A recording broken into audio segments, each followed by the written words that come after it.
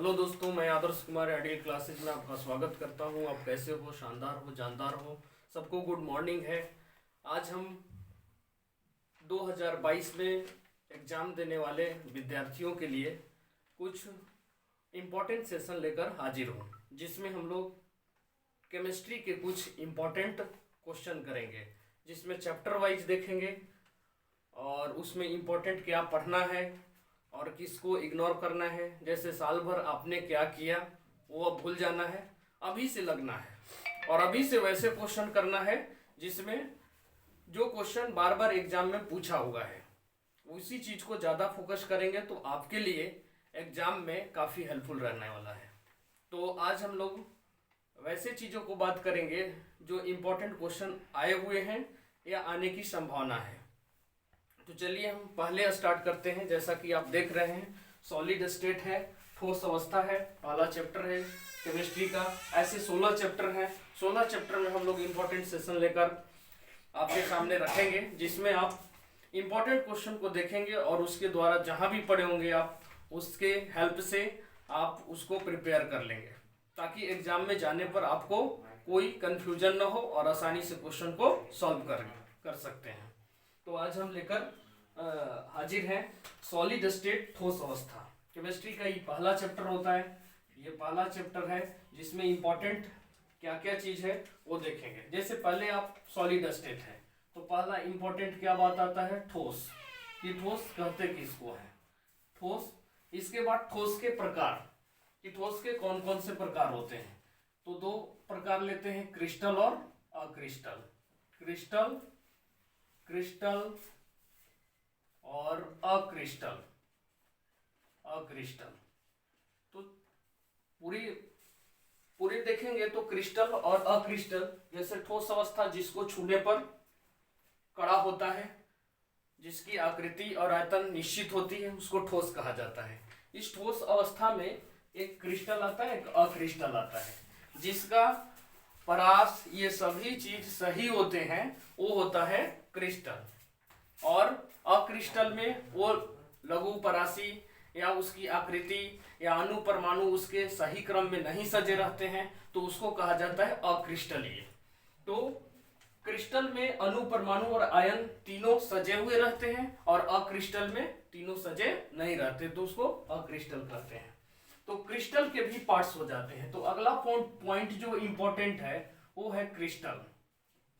Crystal और crystal के 4 part में हम लोग डिवाइड करते हैं। 4 पार्ट में डिवाइड करते हैं, जिसमें सबसे पहला आता है आयनिक क्रिस्टल। आयनिक क्रिस्टल, आयनिक क्रिस्टल, तो इसके बारे में आपको पढ़ लेना होगा। फिर आता है सहसंयोजी क्रिस्टल। सहसंयोजी क्रिस्टल, सहसंयोजी क्रिस्टल। इसके बाद आता है आणविक क्रिस्टल। आणविक क्रिस्टल। फिर इसके बाद आ जाता है आपको आणविक के बाद आ जाते हैं धात्विक क्रिस्टल। धात्विक क्रिस्टल, धात्विक क्रिस्टल। तो ये 4 प्रकार मुख्य रूप से आप पढ़ेंगे। ऐसे आप ब्रेवे के अनुसार पढ़ेंगे कि क्रिस्टल के 14 प्रकार होते हैं, लेकिन 14 प्रकार पढ़ने से क्या होगा? कुछ भी नहीं, क्योंकि वो एग्जाम में आते नहीं है। तो एग्जाम में आपको इन्हीं 4 चीजों को देखना है: आयनिक क्रिस्टल, सहसंयोजी क्रिस्टल, आणविक क्रिस्टल, धात्विक क्रिस्टल। नाम से ही पता चल रहे हैं कि आयनिक बंध से बंधे रहेंगे, ये सहसंयोजी बंध से, आणविक में हाइड्रोजन बंध लगते हैं और धात्विक में धात्विक बंध लगते हैं। तो ये चारों पार्ट्स आप पढ़ लेंगे। आप नोट्स बनाए होंगे, उस नोट्स से आप तैयारी करेंगे। यहाँ आपको इम्पोर्टेंट क्वेश्चन सिर्फ लिखा हुआ है कि आप कैसे क्या चीज पढ़ें, पहले चैप्टर में हम क्या पढ़ेंगे वो चीज देखना है। तीसरी इंपॉर्टेंट पॉइंट, ठोस में कोर की लंबाई। ठोस में कोर की लंबाई, कोर की लंबाई, कोर की लंबाई। और इसके बाद परमाणु त्रिज्या में संबंध। परमाणु त्रिज्या में संबंध, त्रिज्या में संबंध। और पूरी चैप्टर आप पढ़ेंगे तो आप देखेंगे कि वहां पे एक ठोस में कोर की लंबाई और परमाणु त्रिज्या में संबंध होता है। और ये क्वेश्चन हमेशा अब फ्रेम कर रहा है, जिसमें फ्रेम में करने में आपको कभी कभी भुजा और त्रिज्या में संबंध दे रहा है। और 3 टाइप के आप पढ़े होंगे कि SCC होता है, पहला के लिए SCC, दूसरा होता है BCC, और तीसरा होता है FCC। 3 तरह के घनीय चालक होते हैं, जिसमें सिंपल क्यूबिक यूनिट सेंटर होता है, यहाँ body centred cubic unit cell होता है, यहाँ face centred cubic unit cell होता है। तो पहला सिंपल क्यूबिक यूनिट सेल को देखेंगे तो इसमें आपको सिंपल आता है, इसका फॉर्मूला होता है A बराबर √2r, A बराबर √2r होता है, A बराबर 2r, यहाँ संबंध स्थापित होता है A बराबर 2r से। BCC में देखा जाता है बॉडी सेंटर्ड में A बराबर होता है 4r बाई √3 होता है, और FCC में देखा जाता है तो A बराबर होता है 4 बाई √2r। तो आई होप इसे आप समझे होंगे कि A बराबर √2r किसमें, SCC में, मतलब सिंपल क्यूबिक यूनिट सेल में। यह हो गया आपको SCC में। साधारण घनीय जालक, इसको अंतः केंद्रित जालक बोलते हैं, इसको सतह केंद्रित जालक बोलते हैं। तो इसमें आ गया A बराबर 2r, A बराबर 4r बाई √3 और A बराबर 4 बाई √2r। यदि इसका आप प्रूफ देखना चाहते हैं तो प्रूफ के लिए आप जरूर कमेंट कीजिएगा, यदि आप कमेंट करेंगे तो जरूर इसका वीडियो मिल जाएगा आपको। तो ये आपको हो गया A बराबर √2r, A बराबर 4r बाई √3, A बराबर 4 बाई √3। आगे हम लोग इंपॉर्टेंट देखते हैं संकुलन क्षमता। चौथा पॉइंट जो है आपको संकुलन क्षमता है, संकुलन क्षमता में भी ये 3 पोर्शन आते हैं, SCC, BCC और FCC। ये तीनों के लिए, जैसे संकुलन क्षमता पहला आ गया आपको SCC,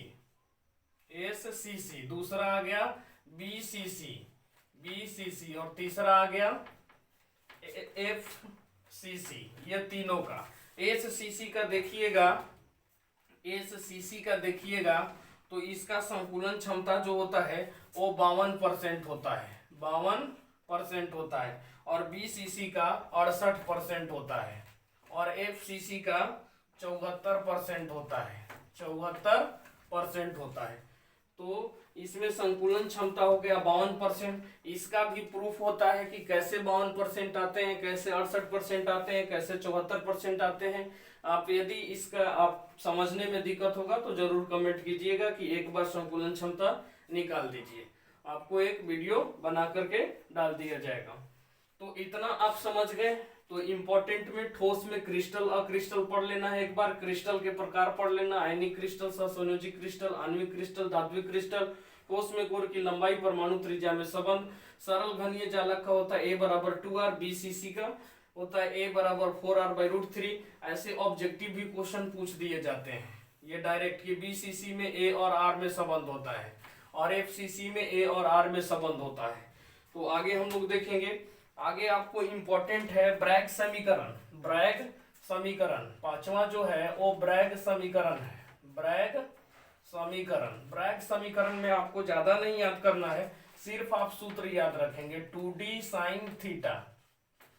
क्या n लैम्डा बराबर 2d sin थीटा। कोई भी वस्तु जो होता है उसके बीच में परतों के बीच की दूरी होती है, तो परत के बीच की दूरी d से डिनोट करते हैं, उनके बीच तरंग दैर्ध्य होता है, और n जो होता है वो परतों की संख्या होती है। तो ये परतों की संख्या निकालने के लिए यहाँ पे चाहे परतों के बीच की दूरी निकालने के लिए ये फॉर्मूला बनाया था ब्रैग महोदय ने, जिसमें बताया था कि n लैम्डा बराबर 2d sin थीटा होता है। इसके बाद अगला पॉइंट आप याद रखिएगा, घनत्व और द्रव्यमान में संबंध। घनत्व और द्रव्यमान में संबंध कभी कभी क्वेश्चन पूछ लिया जाता है न्यूमेरिकल टाइप से, तो आपको याद रखना है घनत्व और द्रव्यमान में संबंध D बराबर मन बटा मन बटा ना, खींचिएगा थोड़ा सा ना। तो इसका मतलब घनत्व डी हो गया डेंसिटी, एम हो गया परमाणु द्रव्यमान, एन हो गया संख्या कि कितनी संख्या है, मतलब एससीसी में कितने चालक की संख्या होता है, बीसीसी में कितने चालक की संख्या होता है, ये हो गया। और एन जो होता है वो एवोगाड्रो संख्या होती है, ए होता है कोर की लंबाई।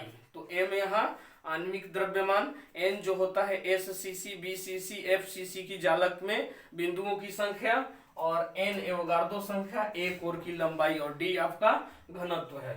तो आई होप 6 पॉइंट आपको दिमाग में रखना है घनत्व द्रव्यमान में। आगे इंपॉर्टेंट है ठोस में दोष, ठोस में दोष, इसे आप स्क्रीनशॉट करेंगे, तब तक आगे हम बढ़ेंगे। तो देखेंगे कि आगे और भी इस चैप्टर में कौन कौन से बातें इंपॉर्टेंट हैं।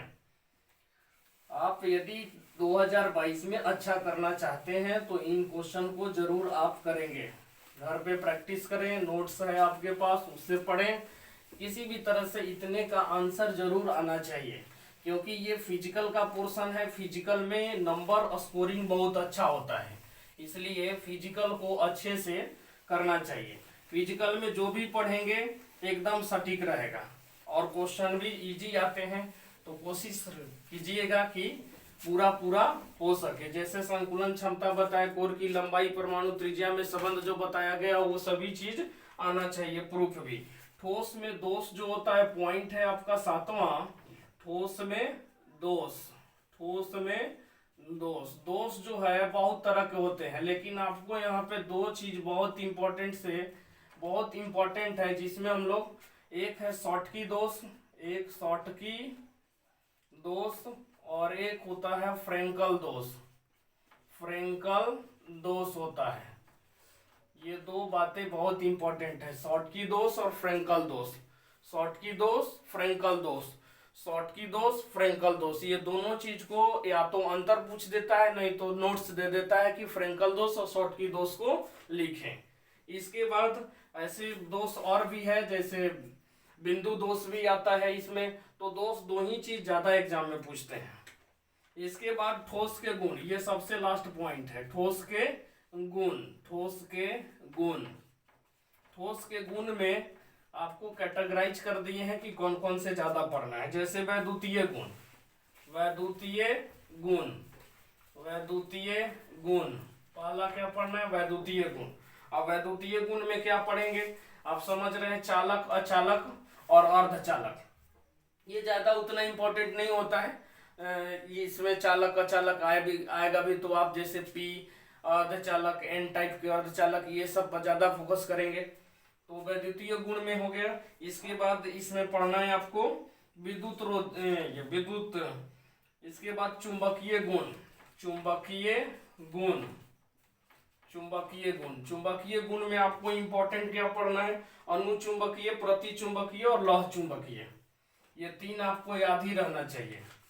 और इसके बाद फिर आपको पढ़ना है, चुंबकीय गुण हो गया, परावैद्युत गुण, परावैद्युत गुण, परावैद्युत गुण। तो एक एक करके थोड़ा सा देख लेते हैं कि वैद्युत गुण में आपको क्या पढ़ना है। जैसे वैद्युत गुण में हम पढ़ेंगे तो क्या क्या पढ़ेंगे, तो वैद्युत गुण में पहला आप चालक पढ़ लेंगे कि चालक किसको कहते हैं। दूसरा क्या पढ़ लीजिएगा कि अर्धचालक किसको कहते हैं, अर्धचालक, ये काफी इंपॉर्टेंट है अर्धचालक। इसी में आपको डॉपिंग वगैरह आ जाएगा। कोई भी पदार्थ में हम लोग दूसरे पदार्थ को मिलाते हैं तो उसको डॉपिंग कहा जाता है, यहाँ से क्वेश्चन कर लेता है। डॉपिंग ज्यादा इंपॉर्टेंट है। अर्धचालक के बाद विद्युत रोधी भी पढ़ लेंगे, तीसरा विद्युत रोधी, विद्युत रोधी। इसके बाद चुंबकीय गुण में ध्यान देंगे कि चुंबकीय गुण में क्या क्या पढ़ेंगे। चुंबकीय गुण में, चुंबकीय गुण में भी तीन चीज पढ़ लेंगे, एक अनुचुंबकीय, अनुचुंबकीय, और एक प्रतिचुंबकीय, दूसरा प्रतिचुंबकीय, प्रतिचुंबकीय, और तीसरा पढ़ लेंगे लौह चुंबकीय, लौह चुंबकीय, लौह चुंबकीय। अब अनुचुंबकीय, प्रतिचुंबकीय। अनुचुंबकीय मतलब यदि आप किसी भी चुंबकीय क्षेत्र में रखिएगा तो उसको क्या कर लेगा, आकर्षित कर लेगा। अनुचुंबकीय हो गया। प्रतिचुंबकीय, कोई पदार्थ को यदि आप रखेंगे और उसको विकर्षित कर देगा तो उसको कहेंगे प्रतिचुंबकीय। और लौह चुंबकीय को जब चुंबकीय क्षेत्र में रखा जाता है तो उसमें अस्थायी रूप से चुंबकीय गुण आ जाते हैं, तो उसको कहा जाता है लौह चुंबकीय पदार्थ। तो लौह चुंबकीय में याद रखना है आपको कि आयरन, कोबाल्ट और निकेल, ये तो कंफर्म एकदम याद रखना है आपको। और प्रति चुंबकीय में कुछ को याद रखिएगा, जैसे TiO2 होता है, TiO2, NaCl काफी इंपॉर्टेंट है, NaCl प्रति चुंबकीय होता है। बेंजीन आपका C6H6 प्रति चुंबकीय होता है। अनुचुंबकीय में आपको याद रखना है O2, Cl, Fe3+, ये सब क्या है आपको अनुचुंबकीय पदार्थ है। तो यह पहला चैप्टर था। ठोस अवस्था में इतनी चीजों को आप ध्यान से पढ़ लेना है, और उम्मीद है कि आप इसे जरूर एंड तक वीडियो देखिएगा। तब तक के लिए गुड बाय।